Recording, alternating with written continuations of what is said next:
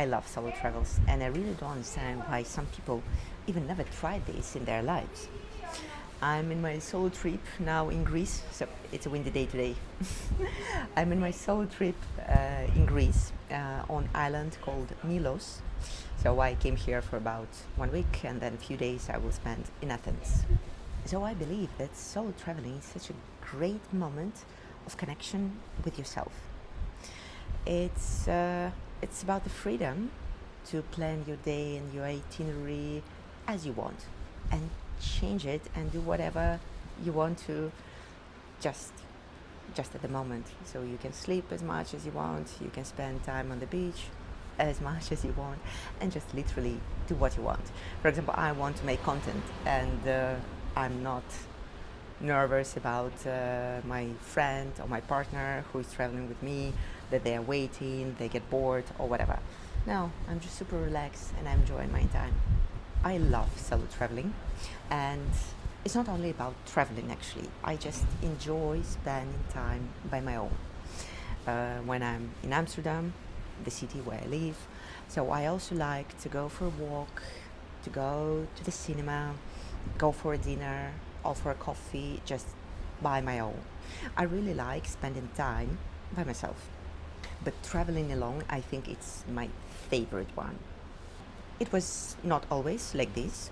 In my 20s, I was always traveling with my boyfriend or with my friends because I think I was afraid. I was afraid that I will get bored. I was afraid of what something goes wrong. For example, how will I rent a car by myself? What if something get broken? So I wanted to share responsibility for the holiday with someone else.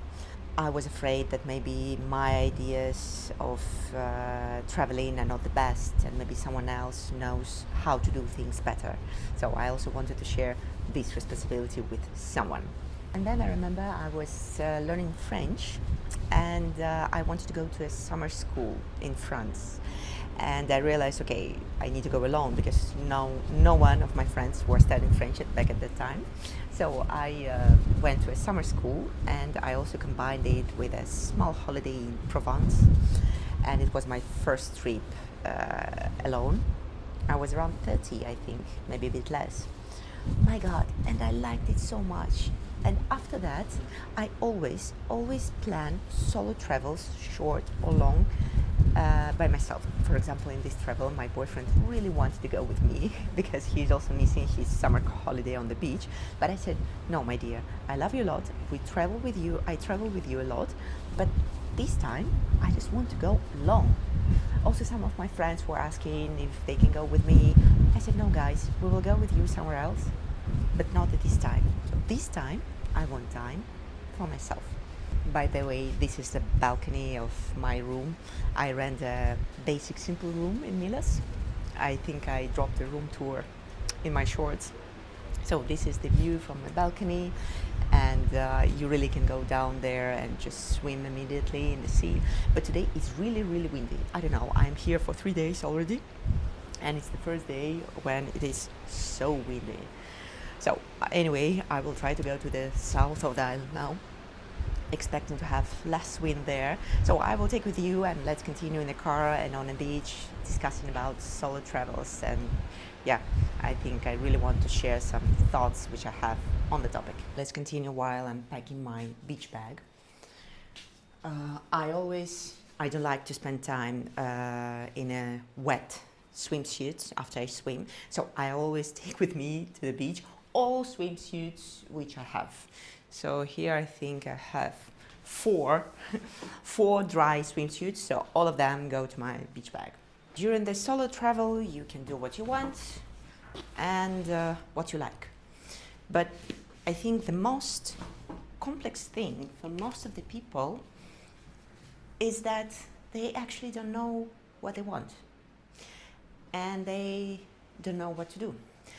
And they never met themselves, like in a solo traveling, and never really listened to themselves. Because for me, I never understood how you can feel bored with yourself. And so I always, when I travel solo, I always take a lot of books just in case I feel bored. But really, I never read them.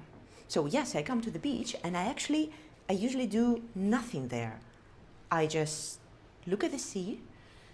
I just enjoy the moments now and here, and I don't want to be distracted by the book. And the problem, I think, of a lot of people is that they always need a distraction. They always need a conversation with someone, or they always need something to do, read a book or go on an excursion, I don't know, whatever. And it's very difficult for them to stay just by their own and do nothing. And in solo travel, I think when you put yourself in such circumstances, when you are actually alone and you need to have this conversation with yourself, questioning, what do I like? What do I want to do I really want to be here? Or maybe I don't want to go to the beach, I just want to stay in the room and just sleep and relax, because at this moment of time, it is something what your body is asking for. It is also an option because you're on holiday. So the main purpose is to rest. And when you're traveling with someone, there's always someone with whom you can talk, with whom you can get distracted from this discussion inside yourself. Don't get me wrong, I love to travel with my friends, a lot. I love to travel with my boyfriend, also a lot. We spend a wonderful time. But I'm just saying that traveling alone and traveling with your friends, with your partner, with someone else, is two completely different travels. Both of them are wonderful and marvelous. I love both of them. It's just very different. And I know that some people never tried to travel solo, and in this video I'm just trying to share why I like it so much and what are the benefits. We are always rushing in our lives. We always need to do a lot of things and go here and there, and maybe it's really a good moment to go on solo travel and really force yourself to slow down, not to rush, not trying to get new impressions all the time, but just really relax, do nothing, stay by your own, keep calm, don't speak a lot, and all that kind of things. Questioning yourself, reflect about your life, about your goals, about what you like, what you don't like. And so I understand that there are different kind of people. Someone is more introvert, someone is more extrovert. So I understand all of this, but I think that every person should try a solo traveling at least once in their life and just see how it goes. Maybe you will try and you will fall in love in this, because as I said, it's absolutely great experience. So okay, I think I packed my bag. As usual, it's a big pack because I have a lot of clothes. So let's go to the beach and see how it is there, if it is as windy as here. I'm not a brave person, so when I travel alone, I always travel to safe places. Somewhere in Europe or somewhere in Asia. I think the most exotic place which I traveled alone is Morocco.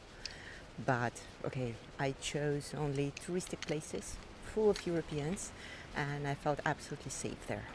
So if I feel unsafe with the destination, I will always choose to go with my friend or with my boyfriend there, just to really enjoy the holiday and the vacation. And for myself, I choose the places where I can really relax and stay calm and safe. Really windy, my God. With this overview, you can even follow the landscape which I'm passing. Okay, I'm finally driving to the beach now. And another thing which I found really, really important is listen to yourself. Because people can tell you whatever. People can tell you that you travel is not safe. They can say that you will feel bored, you will, whatever, different things. But when you plan a trip, really try to listen to yourself and your feelings and how you feel about all of this. For example, I'll give you a simple example, spending time on the beach.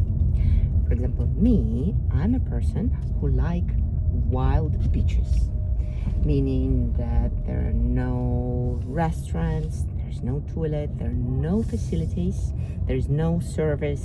So you really come with your own towel and you spend time on the sand, and that's it. So you need to bring everything what you need, the food, the water, whatever you need on the beach. And I like it. For example, a close friend of mine like a beach club. So when there is a service, when there is a music, for her, that is the perfect beach.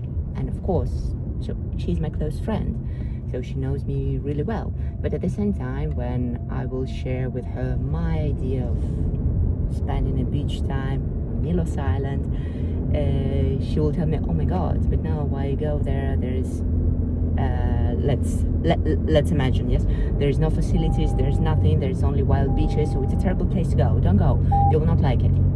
It's a fantastic example. On Milos there are a lot of beach clubs and etc.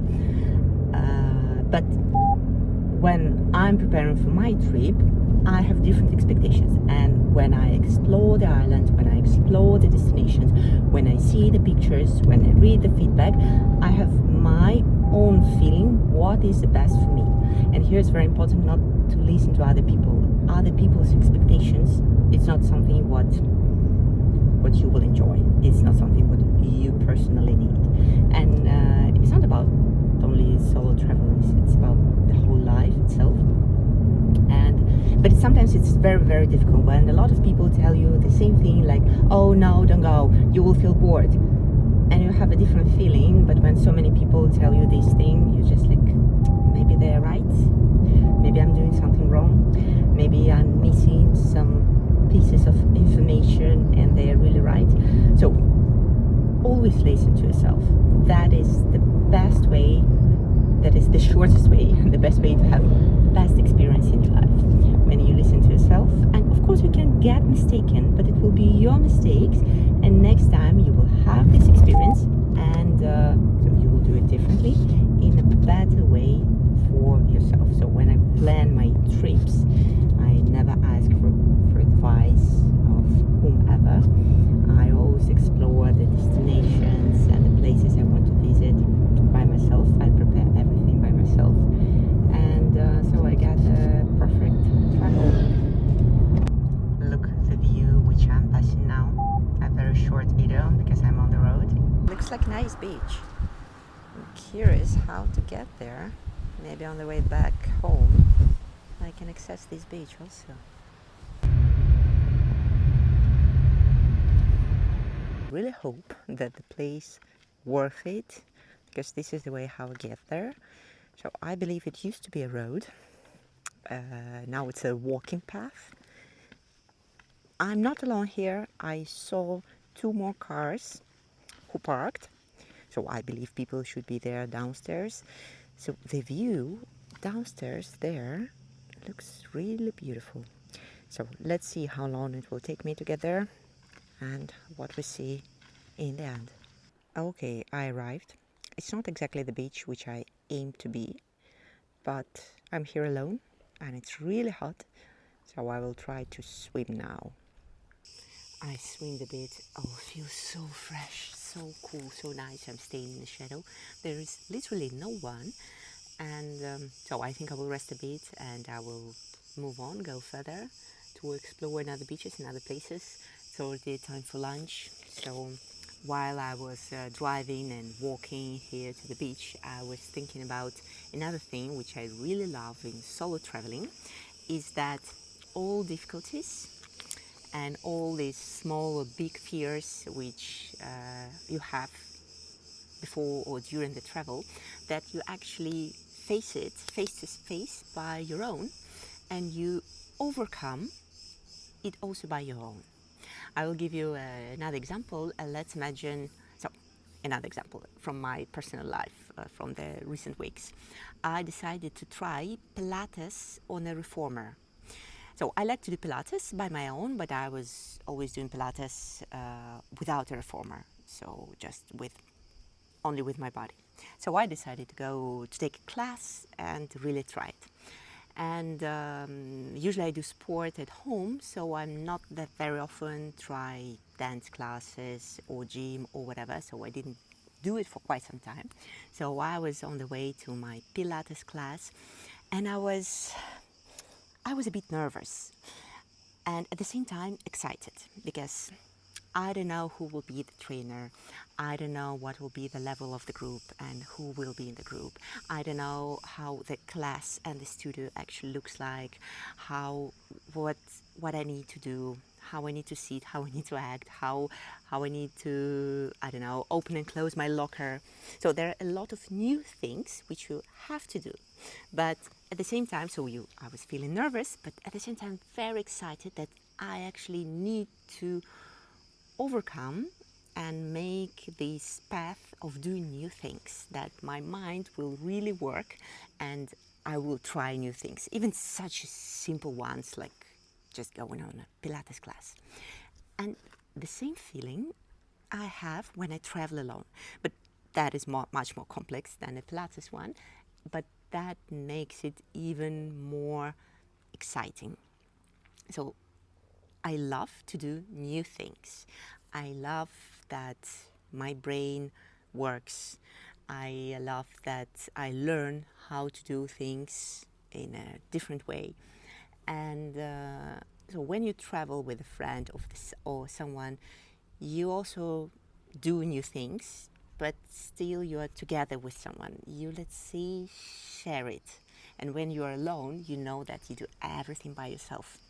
And it's like about different things. When you do new things, you grow up, you become more brave, and you become a better version of yourself. And it's a wonderful feeling, and I like it, and that is, I think, the other reason why I like to travel solo. There are the boats passing. I was on my boat trip yesterday, also did it. I was passing the same routes. I think these moments are the most memorable when you travel. Not the places where it's overcrowded, where there are a lot of people around and everything is doing the same thing, but these calm moments which are just for yourself. There is no one here. It's absolutely wild beach, and that is nice. That is nice that I decided to come here to walk this strange road. It could turn out that actually there is no beach and there is no way and I should have go back and drive back home.